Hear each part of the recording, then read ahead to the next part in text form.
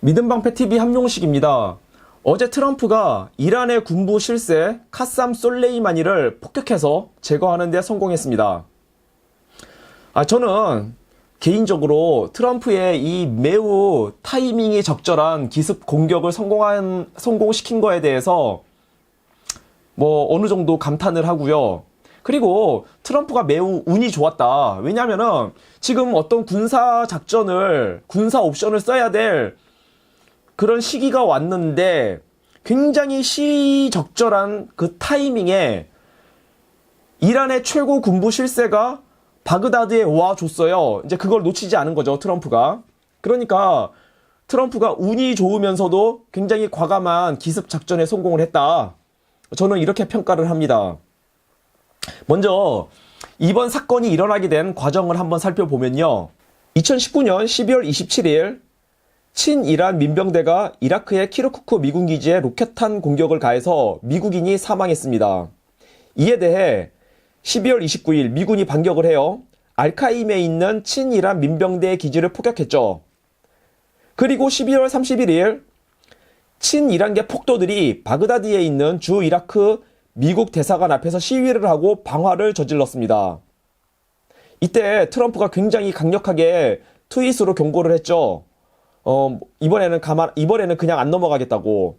그리고 나서 어제 트럼프의 명령으로 이란의 군부 실세 카삼 솔레이마니를 무인 공격기로 제거하는 데 성공을 했습니다. 저도 사실은 이번에는 트럼프가 그냥 안 넘어갈 것이다. 어떤 군사 작전을 분명히 펼칠 것이다. 조만간에 이렇게 예상을 했어요. 이제 제가 그거를 1월 1일 날 페이스북에다가 글을 올렸었는데 그 내용을 잠깐 한번 보면요. 어제 이라크의 친이란 시위대가 미국 대사관을 습격했다. 트럼프가 이번엔 그냥 넘어갈 것 같지 않다. 이번에 이란을 적절한 군사 조치로 잘 주무르면 북한에 대한 좋은 본보기가 될 수도 있다라고 트럼프는 생각할 것이다. 이란의 소형 고속정들이 호르무즈 해협에서 아주 골칫덩어리들인데 아마도 이들부터 손보지 않을까 싶다. 트럼프가 트위터 마지막에 해피 뉴 이어를 집어넣은 것이 사뭇 섬찟하다. 그때 제가 페이스북에다가 그렇게 글을 올렸었고요. 1월 1일 날. 그때 트럼프가 뭐라고 트윗에 글을 올렸냐면은 이렇게 영어로 올렸는데 요걸 해석하면요.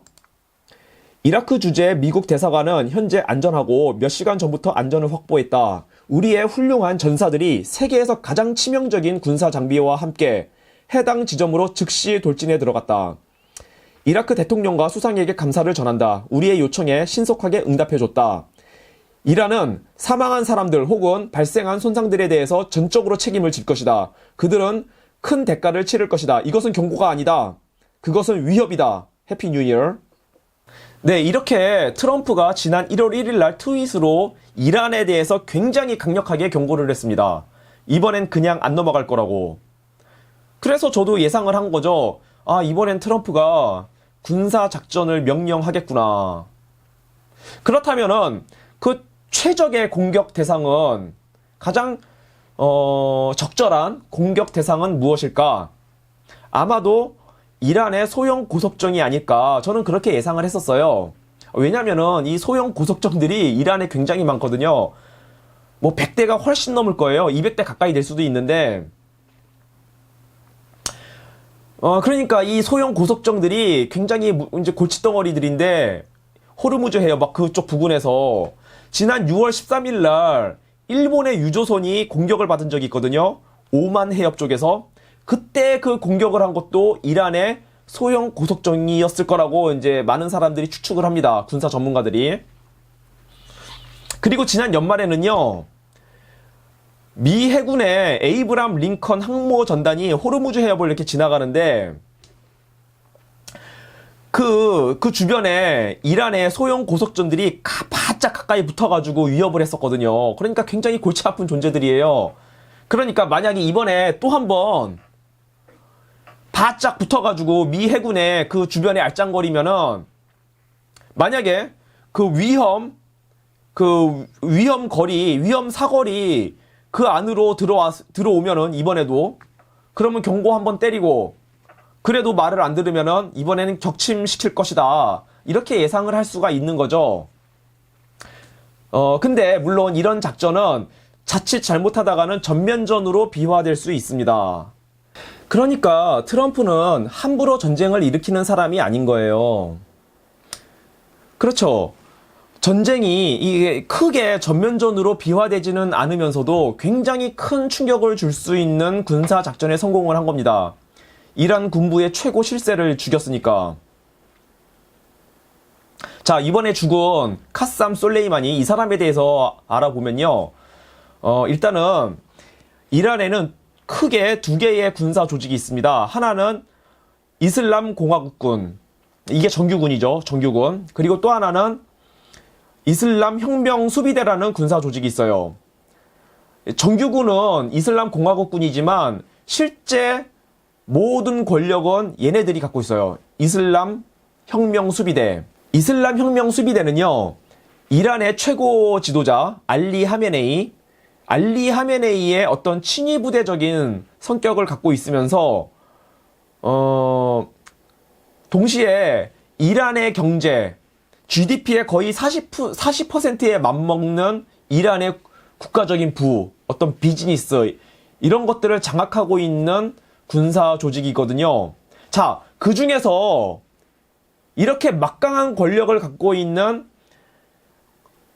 이슬람 혁명 수비대, 바로 이 이슬람 혁명 수비대에서 가장 엘리트 부대, 특수부대, 바로 그 특수부대 이름이 알쿠두스라고 하는 군사 조직입니다. 알쿠두스. 특수부대예요. 바로 이 알쿠두스라고 하는 특수부대의 사령관이 이번에 죽은 카삼 솔레이마니였던 것입니다. 자, 이 쿠두스라고 하는 특수부대는요, 중동 전 지역에서 벌어지는 이란이 주도하고 있는 테러, 이거를 뒤에서 기획하고 지원하는 군사 조직이에요.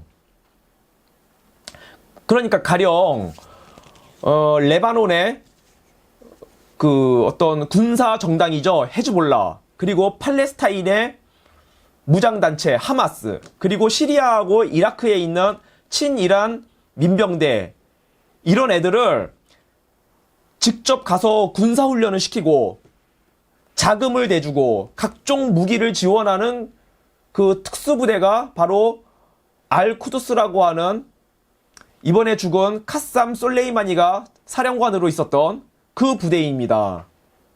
그러니까 카삼 솔레이마니가 이란 군부의 최고 실세인 게 맞죠. 왜냐면은 이 알쿠두스라고 하는 특수부대는 굉장히 비밀스러우면서도, 이란에 있는 군부 내에서도 굉장히 비밀스러우면서도 가장 많은 대외 활동을 하는, 중동에서 벌어지는 거의 모든, 이란이 주도하고 있는 모든 테러리즘의 그 뒤 배후에 있는 군사 조직이니까 가장 그 이란 군대에서 가장 핵심적인 인물인 거죠. 카삼 솔레이마니가. 그러니까 이란 군부의 최고 실세가 맞는 거예요. 그래서 어제 트럼프가 이 카삼 솔레이마니를 어제 싹 제거를 했는데, 이번 일로 말미암아 아마 이란의 기는 확 꺾였을 것입니다. 이란이 뭐 보복하겠다 이렇게 나오고 있는데 뭐 절대 보복 못하고요. 저는 이번에 카삼 솔레이마니를 제거한 작전에는 아마도 미국하고 이란이 공동 작전을 펼쳤을 거라고 생각을 해요. 뭐 군사 작전에서의 그 공격 작전에서의 공동 작전이 아니라 첩보 작전에서 아마 미국하고 이란이 힘을 합쳤을 것입니다. 아마도 이란 군부에 심어놓은 휴민트 첩보 작전, 그거는 이스라엘이 주도를 했을 것이고요. 그래서 카삼 솔레이마니가 이란에서 언제 1월 3일 날 어제 이란에서 이라크의 바그다드 공항에 올 것이다, 이런 정보는 아마 이스라엘이 휴민트 첩보를 이용해서 그 정보를 획득했을 것이고요. 그 정보를 기초로 해서 미국은 가장 비싼 정찰기들을 공중에 띄워놓고 아마 이란에서 나오는 모든 통신을 감청했을 거예요. 그래서 솔레이마니가 어떻게 이동할 것인지에 대한 정보를 사전에 미리 다 파악을 해놓은 상태에서 솔레이마니가 바그다드 공항에 내렸어요. 그리고 차를 타고 딱 출발하는 순간 바로 무인 공격기를 이용해서 미국이 폭격을 했던 것입니다. 자, 이번에 그 폭격을 한 무인 공격기 이름이 MQ-9 리퍼라고 하는 무인 공격기고요. 아마도 헬파이어 유도 미사일이 사용된 것 같습니다. 이 헬파이어라는 무기는요, 반능동 레이저로 유도가 되면서 동시에 자체 밀리미터파 레이더 시커가 있어가지고 스스로 목표물을 찾아가는 유도 미사일이에요. 공산 오차가 1m 이내입니다. 암살에 최적화된 무기입니다. 자, 결론입니다.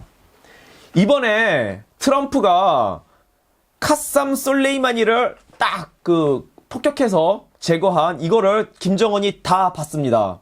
김정은이 이걸 보는 순간 ICBM 함부로 못 쏘죠. ICBM 쏘는 순간 자기도 언제 미사일이 날라와서 머리 위에서 터질지 모르는데, 그러면은 김정은이 북한 내에서 뭐 빨빨거리고 돌아다닐 수 있겠습니까? 지금은 트럼프하고 친하니까 자기 마음대로 여기저기 싸돌아다닐 수 있는데, 만약에 ICBM 쏘면은 또 김정은은 2017년도 그때처럼 지하 벙커에 들어가서 밖에 나오지 못할 거예요. 겁이 나서. 그러니까 아마 김정은이 ICBM 절대 못 쏠 겁니다. 시험 발사 못 할 거예요. 그렇다면은 제가 누누이 말씀드리지만 김정은은 더더욱 이전부터 ICBM보다는 우리 대한민국에 대한 남침 공격을, 군사작전을 곧 일으킬 거라고 저는 예상을 했는데, 이번에 미국이 카삼 솔레이마니를 무인 공격기로 제거하는 이 군사작전을 보면서 김정은은 더더욱 ICBM보다는 우리 남한에 대한 남침 공격을, 남침 도발을 일으키는 그 작전을 지금 머리에 염두에 두고 있을 거라고 생각을 합니다. 그 중에서 가장 가능성이 높은 지역은 서해 5도고요. 그래서 제가 결론적으로 이제 말씀드리고 싶은 건 뭐냐면요. 우리 최전방 지역에 근무하시는, 그리고 서해 5도에 근무하시는 국군 장병 여러분, 특히 지휘관들께서 경계태세와 준비태세에 만전을 기해 주시기를 정말 국민의 한 사람으로서 간절히 부탁을 드리고요. 그리고 무엇보다 뭐가 중요하냐면은 군기가 중요합니다. 엄정한 군기를 확립하는 게 굉장히 중요합니다. 지금 문재인 정권이 우리나라 국군의 이 군기를 다 그냥 문란하게 망쳐버렸는데, 그렇게 되면 안 돼요. 자, 총알이 빗발치는데, 북한군이 쳐들어와서 총알이 빗발치는데, 부하들이 지휘관의 명령을 들어야 될 거 아닙니까? 무서워도, 총알이 빗발치더라도, 나가 싸우라 그러면은 나가 싸워야 될 거 아니에요. 그러려면은 엄정한 군기가 세워져 있어야 된다 이 말입니다. 군기가 안 세워져 있으면은 그냥 북한군이 침공할 때 다 허물어져 그냥 다 무너져 버리는 거예요. 그러니까 참 좀 우리 지휘관들께서 이 군기를, 엄정한 군기를 세우는데 모든 노력을 매진해 주시기를 또 부탁을 드립니다. 방송 마치고요. 내일은 주일입니다. 믿음 방패를 시청하신 모든 분들, 그리고 여러분들의 가족분들까지 내일 평안하고 축복이 가득한 주일을 보내시기를 바랍니다. 네, 감사합니다.